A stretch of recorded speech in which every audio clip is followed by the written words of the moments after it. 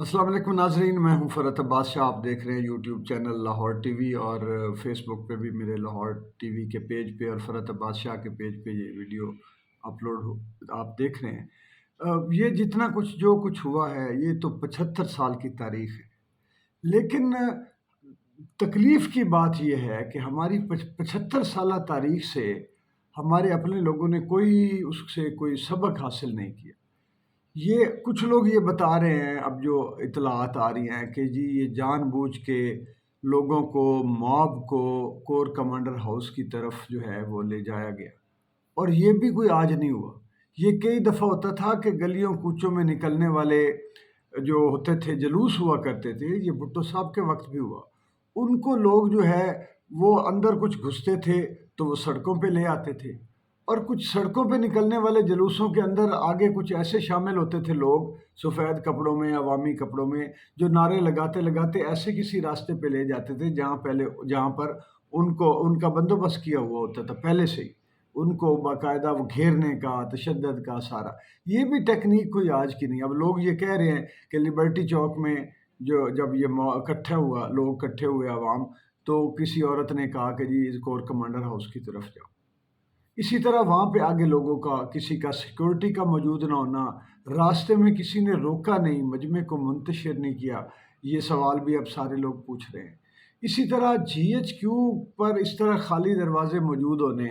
اور وہاں پہ بھی کوئی نہ کوئی، آپ وہاں بھی ایک خاتون جو ہے، تاکہ وہ خاتون پہلے جاتی ہے اندر، اور یہ اس طرح پھر ایک خاتون یہاں پہ لاہور میں وہ پولیس والوں کے آگے وہ پھینکتی ہے کہ اگر لوگ پولیس پیچھے ہٹ رہی ہے، لوگ عوام آ رہے ہیں، تو ابھی تصادم نہیں ہوا، وہ دوپٹہ پھینکتی ہے تو اس کو وہ پکڑ کے گھسیٹ لیتے ہیں۔ یہ خواتین، ہو سکتا ہے وہ جینون ہو یا اپنے طور پہ وہ کر رہی ہوں سارا کچھ، لیکن یہ خواتین کا کہ جو تینوں جگہ پہ اس طرح سامنے آنا بھی جو ہے وہ سوال تو اٹھاتا ہے۔ دوسری بات یہ ہے کہ جب ہمارے ملک کے جو اس وقت جو لوگ یہ کہہ رہے ہیں، وہ جو رانا ثنا صاحب ہیں، وہ اگر نیچرل عوامی غم و غصہ ہوتا ہے، یہ بھی سوال پیدا ہوتا ہے۔ تو اس وقت سب سے زیادہ پی ڈی ایم کی حکومت میں اگر کسی سے لوگ نفرت کر رہے ہیں، بالکل میں آپ کو اپنی یہ باقاعدہ مشاہدے تجربے کی اور جو سنا ہے میں، جو اس وقت سب سے زیادہ نفرت موجود ہے، اور جو کل کی ان کی پریس کانفرنس کے بعد بڑھ گئی ہے، وہ رانا ثناء ہے۔ تو ان کی طرف کسی نے رخ نہیں کیا، اس کی بجائے آئی ایس آئی کے دفاتر کی طرف رخ کر لیا جاتا ہے۔ تو یہ جو تصادم پیدا کیا گیا ہے، یہ فوج اور عوام کو آمنے سامنے، سارے یہی نہیں کہتے تھے کہ عوام اور فوج آمنے سامنے نہ آئیں، عوام اور فوج آمنے سامنے نہ آئیں،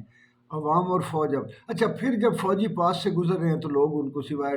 جو ڈنڈے ڈنڈے ہیں وہ گاڑیوں کو مار رہے ہیں، اور موسٹلی یہ ہوا ہے کہ فوجیوں کو وہ کہہ رہے ہیں کہ یار ان کو کچھ نہ کوئی، یا نعرے لگا رہے ہیں کہ اپنے افسروں کو بتا دینا۔ عوام تو اس کے ایک طرف یہ جذبات ہیں، ایک طرف اس کا رخ جو ہے وہ موڑ دیا گیا ہے کور کمانڈرز ہاؤس کی طرف، اور فوجی جو ہے وہ مقصد دفاتر کی طرف۔ تو یہ جو ایک پورا سین لگایا گیا ہے، یہ بغیر کسی، یعنی دو چیزیں، یا تو عوام جو ہے ان کے ذہنوں میں اب یہ بیٹھ گیا ہے کہ اس ملک کا جو بھی بربادی ہوئی ہے، اور جو آج تک جس حالات پہ یہ ملک پہنچا ہے، اس کے پیچھے اسٹیبلشمنٹ کا اور فوجی جرنیلوں کا ہاتھ ہے، یا تو یہ ہے کیونکہ یہ نکلی ہے عوام۔ ہر بندہ یہی کہتا ہے، یہ عوام لیڈرشپ تو ابھی کہیں نظر ہی نہیں آ رہی تھی نا، اب نظر آ رہی ہے، جو سیکنڈ ٹیئر ہے یا تھرڈ ٹیئر ہے۔ اب عمران خان کے بعد کے لیے وہ آپ شیخ رشید کو دیکھیں، وہ کل سے وہ نظر ہی نہیں آئے۔ جو پرویز الہی صاحب ہیں وہ تو پہلے ہی دبک چکے ہوئے تھے، پہلے ہی بندوبست ہو گیا ہوا تھا کہ آپ گھر میں ہی رہنا ہے۔ اسی طرح فواد چودھری جو ہے وہ اپنا جتنا ممکن ہے وہ کر رہے ہیں۔ حماد اظہر اور وہ جو ہے مراد سعید اور حماد اظہر، ان دو بندوں کے علاوہ کوئی کسی کا بیان کوئی پارٹی میں، یا پھر جو رحیم یار خان اور اس طرف کی جو جنوبی پنجاب ہے وہاں سے ایک لیڈر کی ویڈیو میں نے سنی، مجھے ان کے نام کا نہیں پتا۔ تو یہ دو تین لوگوں کے علاوہ جو ایک تھا آرڈر ہونا چاہیے تھا نا، ترتیب لیڈرشپ کی، پالیسی کوئی ان کے پاس، یعنی یہ سمجھیں کہ یہ عوام کے دکھ، عوام کے غم، عوام کا غصہ، عوام کی نفرت اور عوام کی تڑپ اور عمران خان، یہ رشتہ یہاں نظر آئے۔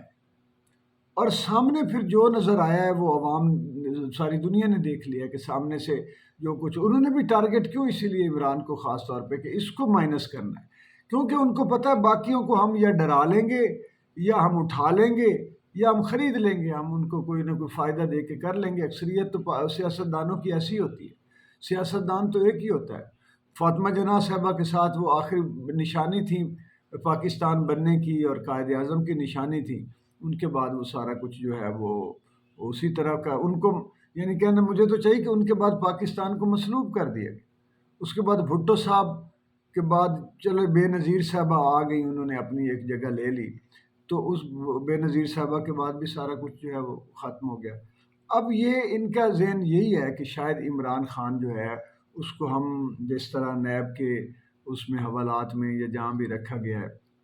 یا پھر اس کے بعد اب پولیس اسٹیشن میں ان کی وہ عدالت بھی ساری لگائی گئی ہے، وہاں پہ اسلام آباد کا جو پولیس ہیڈ کوارٹر ہے وہاں پہ سارا رکھا گیا ہے، تو ہم یہاں پہ ان کو اب عوام کے حوصلے پست کریں گے تشدد اور مہنگائی اور خوف و ہراس اور گرفتاریوں سے،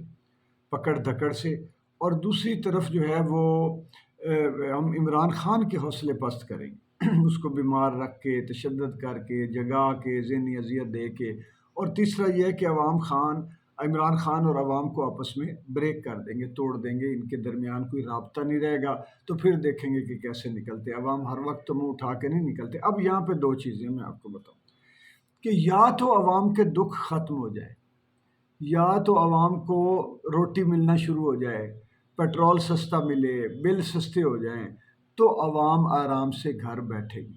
نہیں تو پھر ان کو عمران خان کی یاد جتنی ستائے گی اس کا اندازہ ابھی بھی ان لوگوں کو نہیں، ابھی، کیونکہ آج تک جتنی کیلکولیشنیں ہیں، مثال کے طور پہ پوری دنیا کو کیا، اب میں چھوڑ دے ساری دنیا کو، صرف جو کچھ اس وقت بھارتی میڈیا کر رہا ہے وہ یہ کہہ رہا ہے کہ جی 75 سال سے فوج جو ہے وہ مسلط رہی اور وہی اسی کی حکومت تھی، جرنیل ہی سارا کچھ کر رہے تھے، وہی دہشت گردی کرواتے تھے،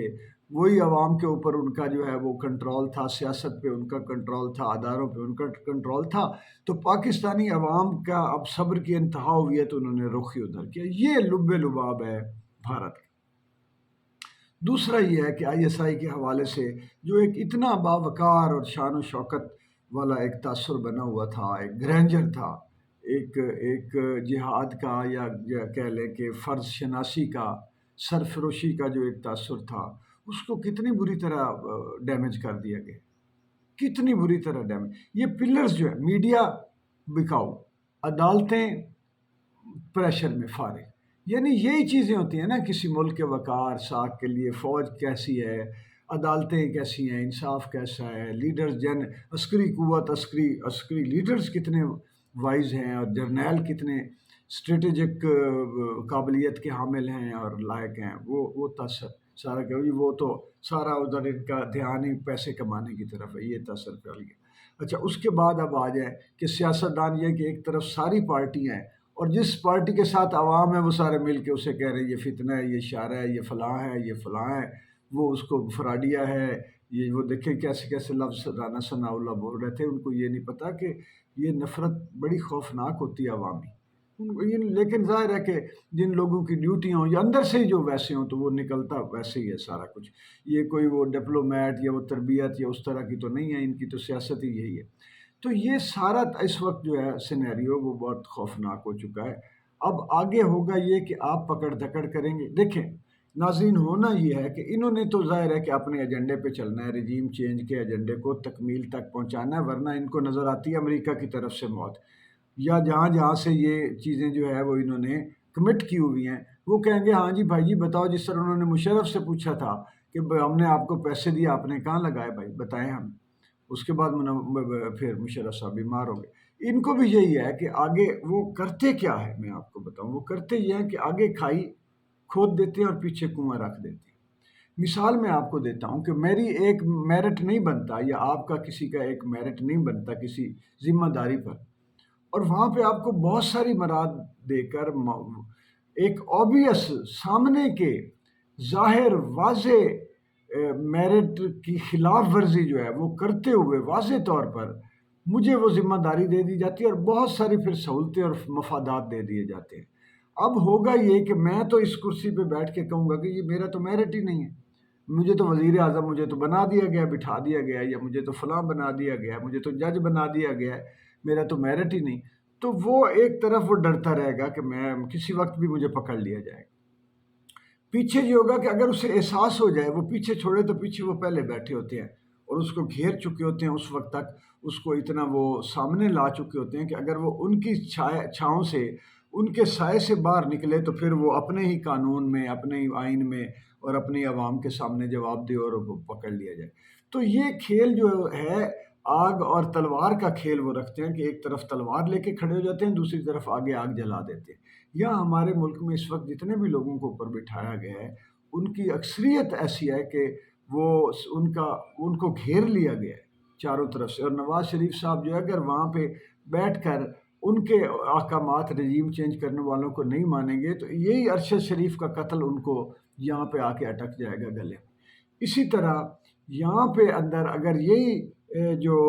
رانا ثناء اللہ، شہباز شریف، حمزہ، یہ سارے ہیں، مریم، تو وہی کیسز جو اس وقت محفوظ ہیں کورٹ میں وہ دوبارہ کھل جائیں گے جو کہ تو یہ سین ہے۔ لیکن اب یہ جو کنٹرولڈ، یہ ساری جو پولیٹیشینز اور کنٹرولڈ انتظامیہ اور کنٹرولڈ احکامات دینے والے مقتدر ہیں، یہ اپنی جگہ پہ پھنسے ہوئے ہیں، لیکن سب سے زیادہ خوفناک بات یہ ہے کہ پاکستان مزید دلدل میں دھنس گیا۔ اب یہ جو ایک رات گزری ہے پچھلی، ایک دو دن جو اس میں جو اب معیشت گرنی ہے پاکستان کی، وہ اور گئی۔ آپ تو چلو اس کو لے کے جائیں گے آگے، آپ 15 دن کا ریمانڈ لے لیں گے عمران خان کا، 15 دن اور معیشت نیچے آئے گی۔ آپ جلوسوں کو روکیں گے، گرفتاریاں کریں گے، معیشت اور نیچے آئے گی۔ آپ لوگوں پر گولیاں چلائیں گے یا لوگ آپ کے گھروں کو جلائیں گے، معیشت اور نیچے آئے گی۔ پاکستان بہرحال آپ کو سلوٹ ہے ہمارے موجودہ حکمرانوں اور طاقتوروں کو کہ آپ نے پاکستان کے ساتھ کیا وہ ہے جو آج تک کوئی نہیں کر سکا۔